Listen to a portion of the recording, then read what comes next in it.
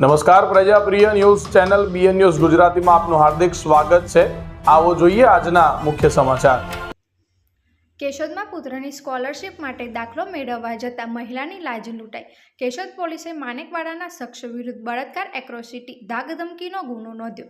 કેશોદના ગ્રામ્ય વિસ્તારમાં રહેતી મહિલાને પોતાના અભ્યાસ કરતા પુત્રની સ્કોલરશિપ મેળવવા દાખલાની જરૂરિયાત હોય જરૂર આધાર પુરાવો સાથે માનેકવાડા ગ્રામ પંચાયત કચેરીએ જતા હાજર વીસી વિક્રમભાઈ હમીરભાઈ વીરડાએ આધાર પુરાવો લઈને બીજા દિવસે કેશોદ ખાતે તલાટી મંત્રી મળશે જેથી તાલુકા મથકે આવી દાખલો લઈ જવા જણાવ્યું હતું। કેશોદ બસ સ્ટેન્ડ પર આવી મહિલાએ વીસી વિક્રમભાઈ હમીરભાઈ વીરડાને ફોન કરતા બસ સ્ટેન્ડ સામે ગલીમાં આવેલ ખુશ્બુ હોટલ રૂમ નંબર 109માં બોલાવેલ ત્યારે ભોગ બનનાર મહિલા પોતાની 14 વર્ષની પુત્રીને લઈ હોટલના રૂમમાં પ્રવેશતા દરવાજો બંધ કરી મહિલાને છરી બતાવી ધાકધમકી આપી મહિલા સાથે દુષ્કર્મ આચરતા 33 વર્ષીય મહિલા કેશોદ પોલીસ સ્ટેશન પર પહોંચી કેશોદ પોલીસ સ્ટેશનના પોલીસ ઇન્સ્પેક્ટર પીએ જાદવ સમક્ષ હકીકત જણાવતા ભોગ બનનાર મહિલાનું નિવેદન નોંધી માનેકવાડા ગ્રામ પંચાયતના વીસી વિક્રમભાઈ હમીરભાઈ વીરડા વિરુદ્ધ ભારતીય ન્યાય સંહિતાની કલમ 68, 351 એટ્રોસિટી એક્ટ 3,